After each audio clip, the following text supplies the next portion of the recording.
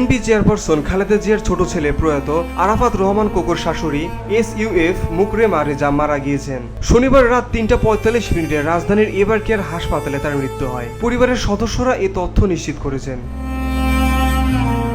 আজ রোববার ৬ এপ্রিল বাদ আসর বনানীর DOHS মাঠে মরহুমার জানাজা অনুষ্ঠিত হবে।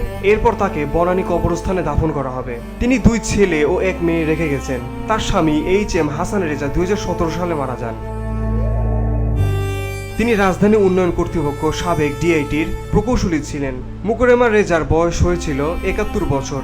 শারীরিক নানা জটিলতা নিয়ে 1 সপ্তাহ আগে হাসপাতালে ভর্তি হয়েছিলেন তিনি। 30 মার্চ লন্ডন থেকে ঢাকায় ফেরেন তার একমাত্র মেয়ে কোকোর সহধর্মিণী সৈয়দা শমিলা রহমান সিথি। বসুন্ধরা, উত্তরা, বনশ্রী, কুড়িল ও বাড্ডা সহ রাজধানীর বিভিন্ন স্থানে অভিজাত ও অত্যাধুনিক মানের ফ্ল্যাট কেনার এক নির্ভরযোগ্য প্রতিষ্ঠান প্লেজেন্ট প্রপার্টিজ লিমিটেড। তাই আপনার স্বপ্নের আবাসনের জন্য আজই যোগাযোগ করুন। Pleasant properties limited, where destiny matches eventually.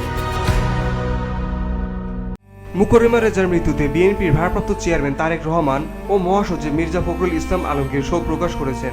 তারা পৃথক শোক বার্তায় মরহুমার রুহের মাগফিরাত কামনার পাশাপাশি শোক সন্তপ্ত পরিবারের প্রতি সমবেদনা জানান।